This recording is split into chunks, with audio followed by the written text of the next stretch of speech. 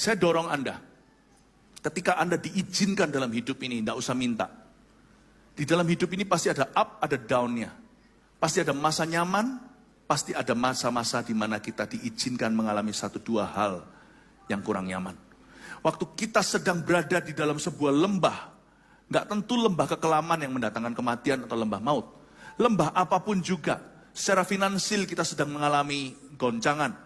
Atau mungkin orang-orang muda, papa mamanya sedang tidak harmonis. Ketika Anda berada di dalam suatu gua, ketika Anda berada di suatu kondisi yang tidak mengenakan, pada saat itulah Anda dan saya mesti belajar untuk bersabar. Banyak orang ketika dia ditekan, dia quit atau dia lari dari hadirat Tuhan. Tapi kesabaran itu musim yang paling bagus. Saya nggak tahu sekarang di Medan musim durian atau enggak. Tapi musim sabar itu ketika kita sedang sengsara. Itu musim sabar.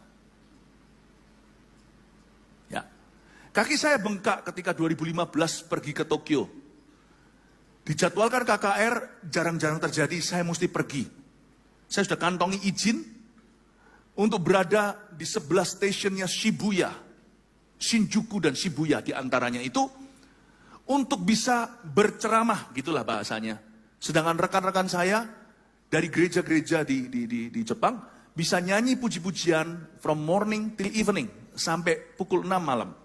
Mereka bisa start as early as possible, bisa mulai pagi. Ketika orang pergi kerja, nyanyi-nyanyi terus gantian timnya. Saya pergi ke Jepang, saya tidak bisa delegasikan karena ini terlalu penting. Kaki saya bengkak seperti semangka. Kaki kanan saya, lutut saya. Sedangkan Tuhan tahu, ini adalah keperluan kerajaan sorga. Wong saya tidak punya penting apa-apa. Zaman itu belum ada ROSC, belum ada GMS di luar negeri. Jadi murni saya hanya bantu, kami hanya bantu gereja-gereja di Jepang, orang Jepang. Saya nggak bisa sia-siakan ini. Kapan pula orang Indonesia bisa jadi berkat buat bangsa-bangsa, mementori bangsa lain bagaimana memenangkan negara mereka sendiri. Saya sudah bertahun-tahun di Jepang, dari tahun belasan, 2010, 2011, 12, 13, dan seterusnya itu, ajari mereka bahwa di dalam kebudayaan orang Jepang yang sangat-sangat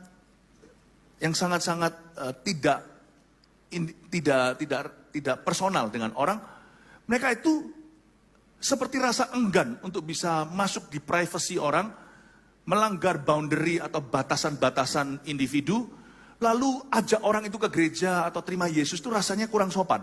Saya ajari tidak bisa begitu, asal cara kita sopan, kita bisa memperkenalkan Tuhan Yesus. Tapi untuk Anda bisa memenangkan rekan-rekanmu sesama orang Jepang, saya bilang sama mereka, kalian tidak boleh bertindak sebagai orang Jepang, tapi harus menjadi orangnya Tuhan. Tidak perlu Anda melanggar privasi orang, tidak perlu Anda itu kurang sopan, tapi Anda bisa pakai cara yang Anda pikirkan baik-baik untuk memenangkan orang pada Tuhan. Lalu mereka berkata sama saya, kasih contoh gimana, saya kasih contoh. Saya akan KKR di jalanan. Nggak pernah terjadi begitu. Lalu tiba-tiba kakiku kena masalah. Duri dalam daging tiba, besar seperti semangka. Itu sakit sekali. Saya berdoa, Tuhan, ini demi kerajaanmu. Hati-hati doa begini. Doa yang berani dengan beriman itu kalau tidak disertai dengan kesabaran, bisa jadi kekecewaan. Sembuhkan. Oh, saya tumpang tangan sama orang-orang sembuh kok. Saya tumpang sini, tumpang mana-mana gak sembuh-sembuh. Saya rasa Tuhan ajari saya kesabaran, mujizat belum terjadi. Waktu saya sakit kaki, singkat cerita, saya tumpang tangan sama satu orang yang tumor otak. Kanker di otaknya. Pada saat saya sama-sama di hospital sebagai pasien, orang itu minta didoakan, saya tumpang tangan, itu otaknya hilang. Mana ada otak hilang, bro? Kanker di otaknya lenyap. Kasih tepuk tangan untuk Tuhan. Itu bukan diada-ada, karena setelah itu dokter sendiri yang menemukan dan dokter heran, lalu saya diberitahukan berapa bulan kemudian kejadian sesungguhnya. Karena saya sudah masuk ke dalam ruang dokter, dia juga masuk ke ruang operasi. Sama-sama tidak ketemu lagi, dan bukan jemaat waktu itu, saya diberitahukan berapa bulan kemudian, bahwa kankernya itu tidak ada. Padahal dokter ini sampai bingung lihat ini, foto dengan foto kok nggak sinkron. Sebelum dan sesudah saya tumpang tangan. Saya tumpang tangan ke lutut sendiri. Lututku nggak hilang-hilang. Masih dia ada di sana 10 kali lipat lagi. Dan ini untuk Tuhan. Ini untuk negara Jepang sendiri. Kapan lagi? Yang gini-gini tidak bisa dari Amerika. Yang bondo nekat, bonek itu cuma dari Surabaya. Saya bilang, Tuhan sembuhkan, sembuhkan. Di pesawat itu adalah perjalanan terpanjang. Karena kena tekanan, sakitnya setengah mati. Kayak migren, tapi migrennya di lutut saya. Itu sakit luar biasa, saya tekuk gini di pesawat. Lupa pesen kursi roda lagi. Saya jalan di Narita, airport itu jalan pelan-pelan. Saya sendirian. Ya kok bisa sendirian juga nggak tahu, saya lupa kenapa. Saya sendirian. Sakitnya saya menunggu kesembuhan. Saya berdoa di hotel saya. Pukul berapa saya harus berangkat. Saya berdoa, Tuhan sembuhkan saya. Nggak sembuh-sembuh. Saya bilang, apa buahnya? Saya sedang kejar buah mujizat. Tidak datang pula. Akhirnya saya tidak kehabisan akal. Saya memang sudah siapkan bebetan. Saya bebet itu, saya tarik dan saya buat itu lutut saya kecil. Setengah dari itu saya bebet. Sakit setengah mati supaya masuk jin saya. Gak mungkin kan saya KKR tanpa celana.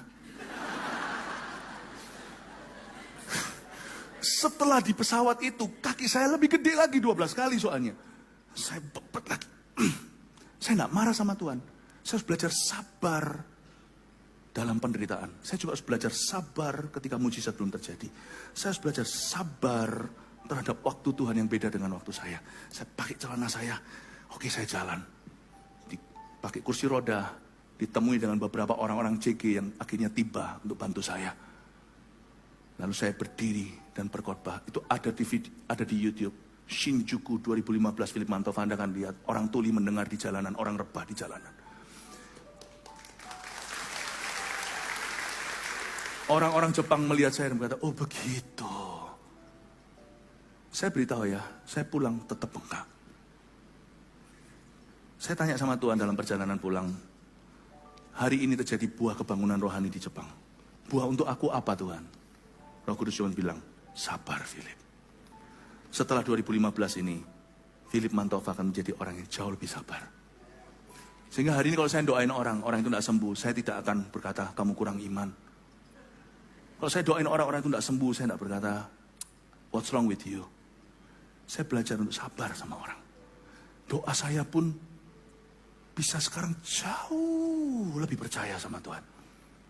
Aneh ya, di masa-masa penderitaan dalam hidupmu, ketika mujizat tidak terjadi di depanmu, mungkin yang Tuhan inginkan bukan mujizat itu terjadi. Mungkin Tuhan ingin anaknya lebih sabar, menjadi semakin seperti Yesus.